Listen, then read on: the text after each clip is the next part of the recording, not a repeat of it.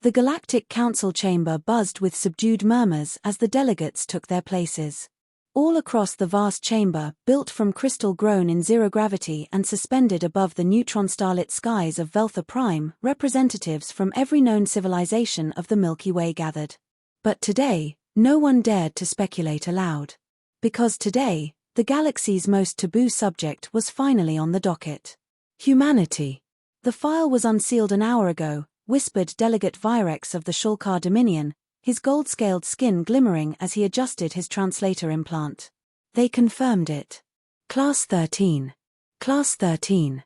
A Deathworld so volatile, so inherently hostile, that even automated probes rarely made it back intact.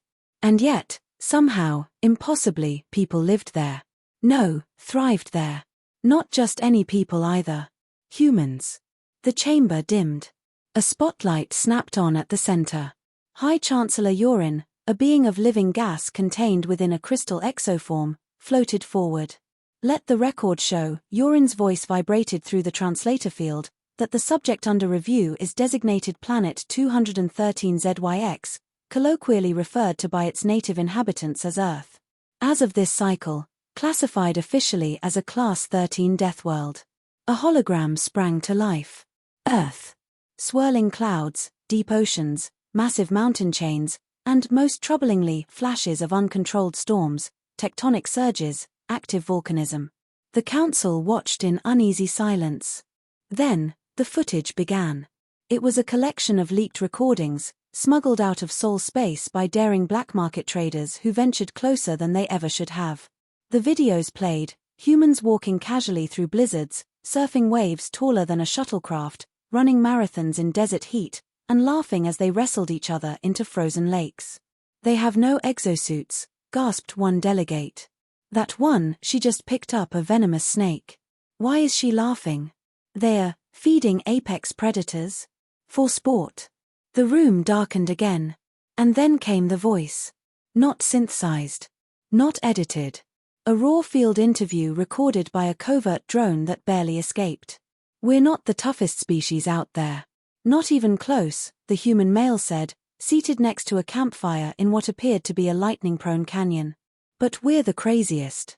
We punch above our weight because, well, what else are we gonna do? Die scared? Nah. We were born here. Earth doesn't kill us. It trains us. He stared directly into the lens. Tell your galaxy to bring its worst. The feed cut out. The room exploded into chaos. Delegate Sorith of the Jern Hive stood, mandibles clicking nervously. We have to prepare. If they ever leave that planet. They already have. The room went quiet again. Slowly, everyone turned toward the voice. It was Ambassador Threx of the Odanic Alliance, an ancient race known for their prudence and neutrality. They've launched multiple space probes. Landed on their own moon. And now, we've intercepted something bigger. The lights dimmed once more. Another hologram played. This time, it showed a primitive spacecraft, rusted, fuel-based, archaic, but unmistakably crude by humans. It docked with an orbital station built from scrap and repurposed modules. They're expanding, Threx said. And more importantly, they're curious. A murmur swept through the chamber. We must establish first contact, growled General VY Kuan of the Vrak Empire. Before they expand beyond containment. You'd start a war, snapped Virex. They're not hostile yet. Yet, VY Kuan emphasized. At the edge of the chamber, silently observing, sat a figure draped in midnight blue robes. She hadn't spoken once during the proceedings. Her name was Arixa. A covert intelligence officer of the Order of Observers, an ancient secret society that monitored pre-contact species. And she had been to Earth. Not virtually. Not through probes. In person. As the arguing continued, Arixa stood. I've walked their cities. Breathed their air. Looked into their eyes, she said. The room silenced. Her voice was low, almost reverent. We underestimated them. Not just because of their strength, or their endurance, but because of their madness. She stepped into the light. They've turned survival into entertainment. War into culture. Pain into progress. They aren't evolving despite their world. They're evolving because of it. Vyrex's eyes narrowed. And what do you propose? Arixa looked up at the spinning image of Earth. The clouds spiraled like a hurricane frozen in time. We don't engage. Not yet. We observe. We listen. We learn. HFY Kuan scoffed. You fear them. Arixa didn't flinch. No. I respect them. She turned, cloak swirling behind her. Because the moment they learn how weak the rest of the galaxy is compared to Earth, they won't just explore the stars. She paused at the threshold of the chamber. They'll conquer them. Silence. Then, the alarms began to blare. An urgent transmission crackled across every council communicator. Not theoretical. Not speculation. It was a live feed. A human ship had just entered interstellar space. The impossible encounter had begun. The broadcast lit up the galaxy. There it was. Grainy, unstable footage yet unmistakable. A human ship, cobbled together from alloys deemed obsolete by most galactic standards, propelled by nuclear drives and reinforced with armor not even rated for cosmic storms, piercing through the void like it had no right to. And behind that ship, silence. Not a fleet. Not a support vessel. Just one solitary craft. The message it broadcast was brief. Monotone. This is Captain Elena Morse of the Terran vessel Odyssey. We come in peace. But we come prepared. That final sentence. It echoed through every diplomatic hall, every military stronghold, and every back-alley trader's den across the known systems. The galaxy couldn't decide if it was a greeting or a warning. Inside the Odyssey, Captain Morse stared at the static flickering on her monitor. The long-range relay had bounced the message through unknown relay points, likely intercepted. That was the point. You really think they'll answer? Asked Reyes, the ship's engineer, leaning against the bulkhead with a hydrospanner still dripping coolant. Elena's face didn't move. I think they already have. Unknown signals had been trailing them for the past 72 hours. No visual confirmation. No known galactic signature. But definitely not natural. In the cargo bay, strapped in crates and cryo-sealed containers, were Earth's finest offerings. Not weapons. Not shields. Samples. Human culture. Books, music, soil samples, native flora and fauna, and even a full recording of a high school wrestling championship. Because if they were going to introduce Earth, they'd introduce all of it. Even the weird parts. Back in the Galactic Council's surveillance chamber, chaos was carefully managed behind locked doors.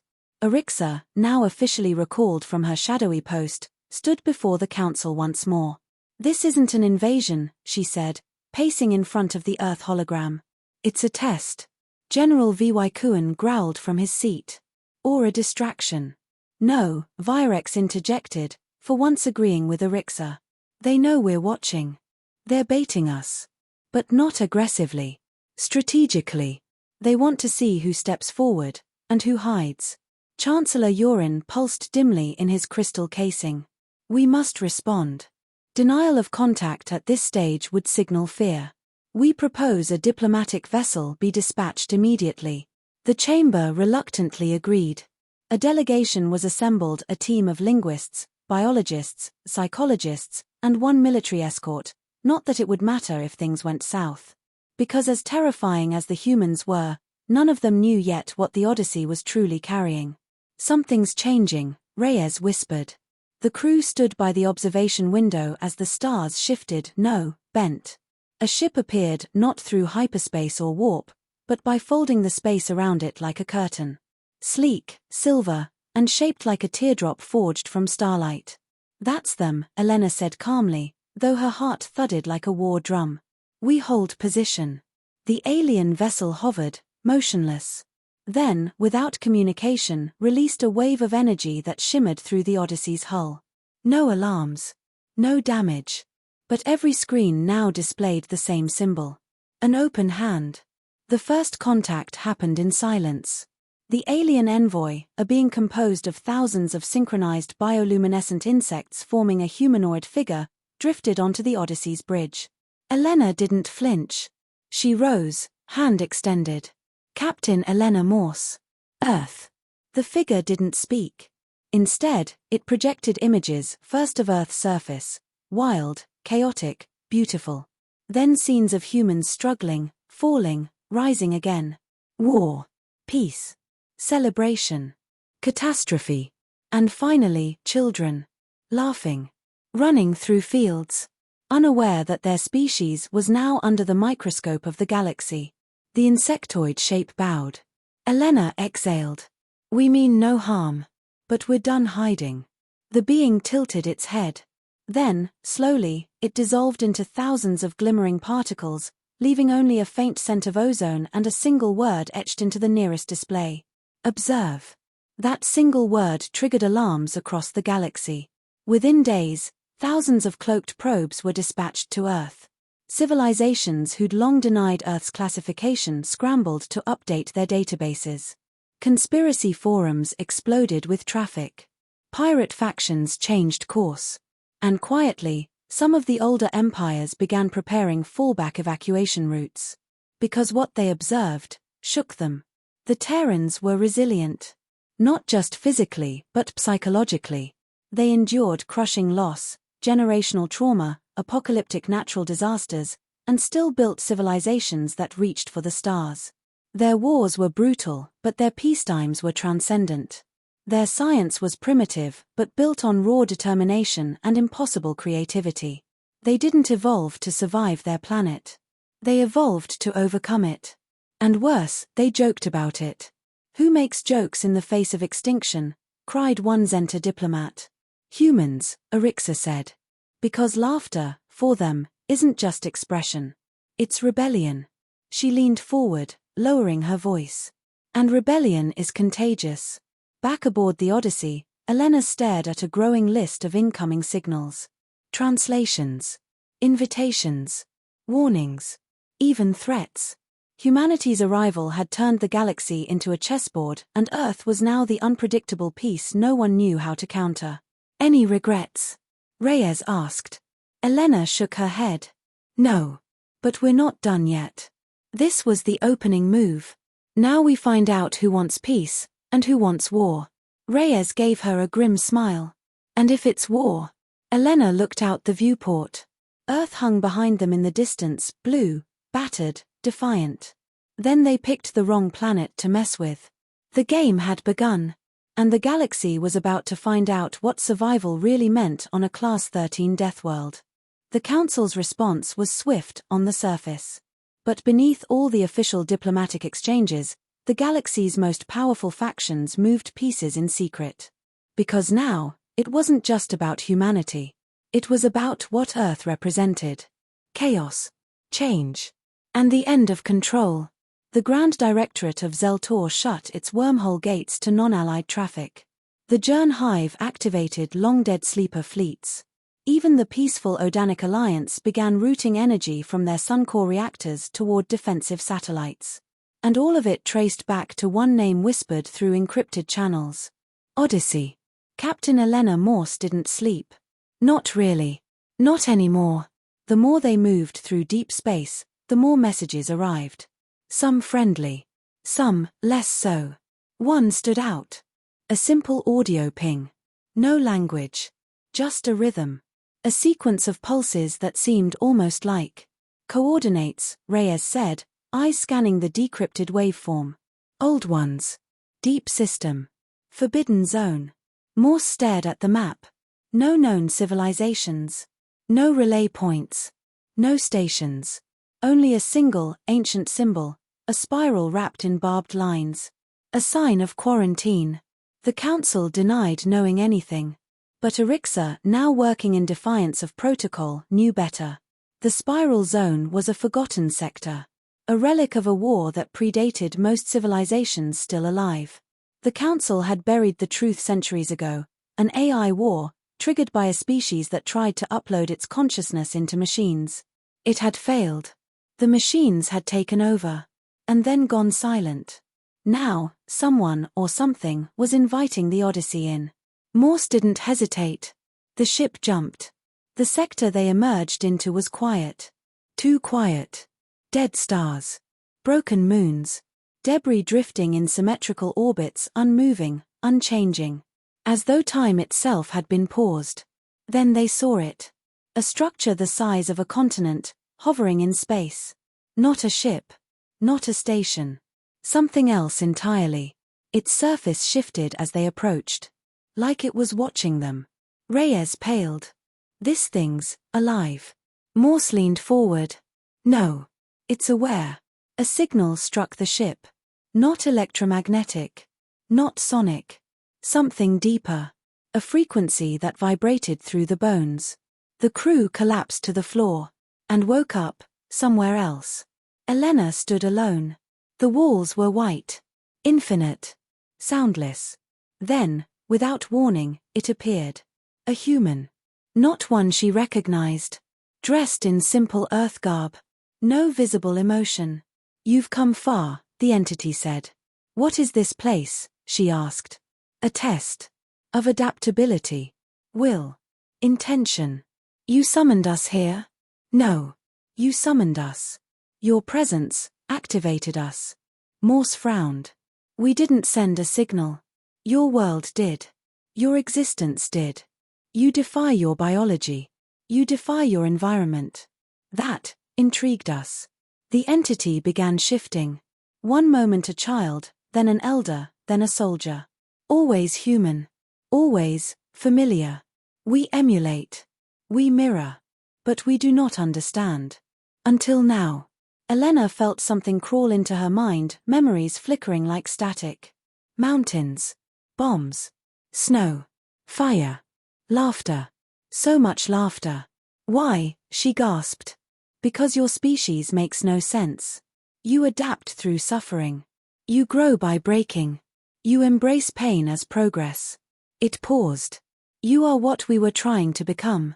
Reyes woke up on the Odyssey's floor, gasping. The ship's systems rebooted. All data was intact. Except one file. A new one. It was a schematic. Complex, elegant, light-years beyond Earth tech. A blueprint for a new kind of engine. Not faster than light. Faster than thought. Back on the Galactic Council homeworld, panic spread like wildfire. They made contact with the spiral intelligence, shouted a Vrakian warlord. They've gained forbidden knowledge. We must act, hissed another. Before they build what they were given. We should have destroyed them when we had the chance. But Arixa stood unmoved. They're not building a weapon, she said. They're building a bridge. The room hushed. They don't want to dominate. Not yet. Not unless provoked. They want to connect. That's the threat. She let the silence stretch. Because if they succeed, they'll become the center of everything. On board the Odyssey, Morse stared at the engines. The new design was already in motion. Fabricators worked non-stop. Energy levels surged. And Earth had sent its reply. More ships. Not military vessels. Not explorers. Civilians. Scientists. Artists. Diplomats. Even children. They were coming. Not to take over, but to share. The Odyssey was no longer alone. The galaxy's challenge had been met not with firepower, but with bold, reckless, unstoppable hope. And the galaxy wasn't ready. The ultimate challenge wasn't war. It was coexistence. The stars no longer watched in silence. Word of Earth's expansion had reached every corner of the galaxy. And with the arrival of civilian Terran ships, scientists, artists, linguists, even cooks, everything changed. These weren't conquerors. They weren't diplomats trained in deception. They were real, messy, unapologetic, human. And the galaxy had no defense against that kind of invasion. Arixa sat across from a Terran botanist named Rosa, sipping a strange, earthy drink the humans called coffee.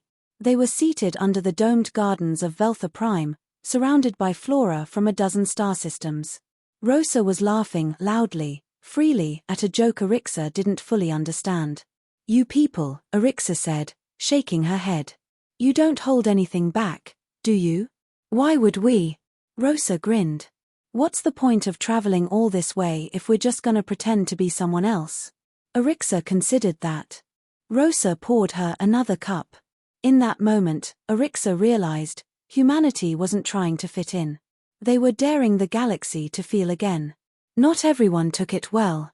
The Vrak Empire, rattled by humanity's emotional unpredictability, issued a hard ultimatum. Earth had one cycle to withdraw all civilian ships or face annihilation. Captain Elena Morse, now back on Earth orbit after months aboard the Odyssey, called their bluff. She didn't respond with warships. She sent a single shuttle. Aboard it, a 12-year-old human girl named Maya. Fluent in Vrakian thanks to AI-assisted immersion, Maya stood before the HFY Council and read them a story she wrote about a young alien who met a lost human and learned how to laugh. When she finished, there wasn't silence. There was something else. One of the Vrak counselors, battle-scarred and 3 meters tall, stood slowly and asked, "What is the sound of laughter?" Maya giggled. "Like a bark, but friendlier." "Want me to teach you?" She did. The war was called off before it ever began. Within months, Earth became a hub not of power, but of connection. Cultures that hadn't spoken in centuries now shared cooking shows. Galactic disputes were resolved over pick-up basketball games streamed live from lunar courts. Galactic News Network began airing a weekly segment titled Terran Reactions, where humans responded to galactic phenomena with everything from scientific awe to full-blown dance routines. And through it all, Earth never tried to dominate. They didn't need to. Because they had something no one else did. They belonged to a world that had tried to kill them since the day they evolved, and they turned it into home. The galaxy wasn't a challenge to conquer. It was just another place to survive.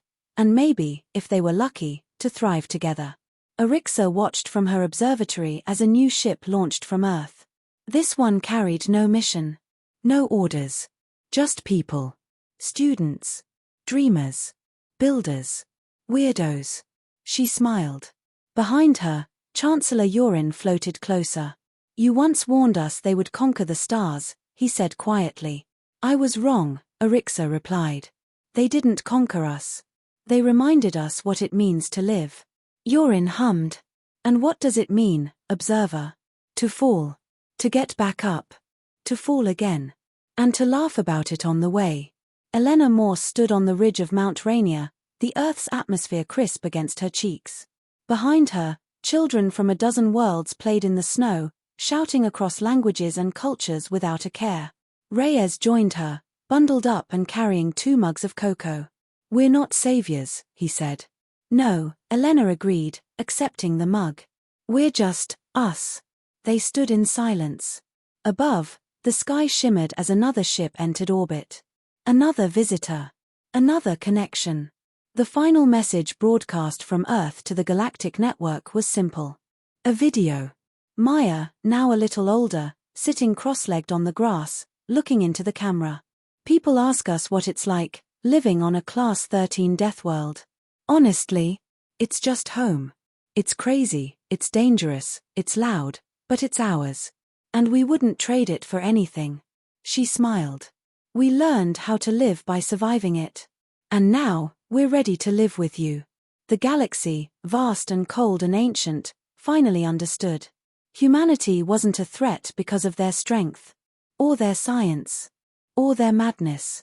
They were a threat because they made everyone remember what it meant to feel alive. Moral. In a galaxy filled with logic and legacy, it was chaos that brought unity. It wasn't perfection that made humanity powerful, it was their flaws, their messiness, their refusal to give up. The greatest strength isn't in how you survive your world, it's in how you carry that survival into others with open arms and an open heart.